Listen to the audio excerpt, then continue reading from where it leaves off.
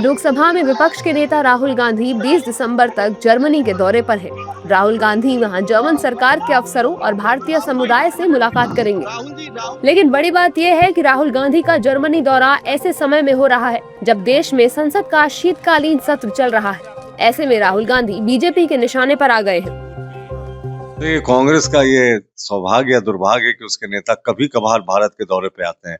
वो जब सुनिए कभी कंबोडिया, कभी बैंकॉक में निर्वाणा करते रहते हैं। अभी फिलहाल जर्मनी में जब इतने पूरे देश में कांग्रेसी आंदोलन कर रहे हैं तो उनके नेतृत्वकर्ता ही गायब हो गए।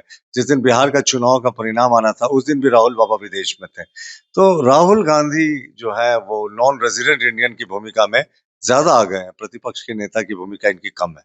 अब ये राहुल गांधी जी और तेजस्वी जी का जो है अपना अपना अलग स्वभाव है कि जब सदन चलता है तो ये विदेश जाते हैं, तो ये सब इनका अपना स्वभाव है। इस स्वाभाविक है। माननीय राहुल गांधी जी राजनीतिक पर्यटक हैं और इनकी संगति का असर इनके पॉलिटिकल ड्राइवर SIR पर तेजस्वी यादव तो उन पर भी गहरा असर पड़ गया है। बिहार के चुनाव ने गहरा जख्म दे दिया है तो विदेश चले गए, लेकिन व्हिप इन पर लागू नहीं होगा क्योंकि गांधी परिवार के लोग हैं, प्रिविलेज्ड पर्सन है।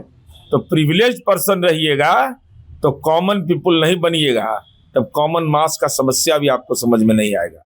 जबकि कांग्रेस नेता राहुल गांधी की यात्रा पर पीएम मोदी के विदेश दौरे की याद दिला रहे हैं और कह रहे हैं कि जब सदन चलने के दौरान पीएम विदेश जा सकते हैं तो नेता प्रतिपक्ष क्यों नहीं।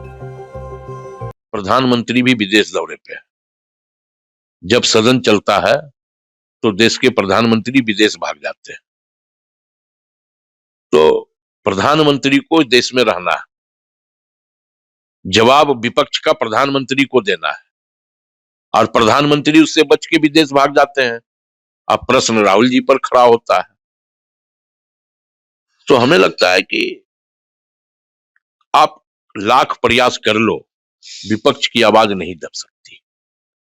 विपक्ष तो प्रश्न करता रहेगा। आपको बताएं तो पिछले 6 महीनों में राहुल गांधी का ये 5वां विदेशी दौरा है। इससे पहले जुलाई से लेकर सितंबर के बीच वो लंदन, मलेशिया, ब्राजील और कोलंबिया की यात्रा पर गए थे।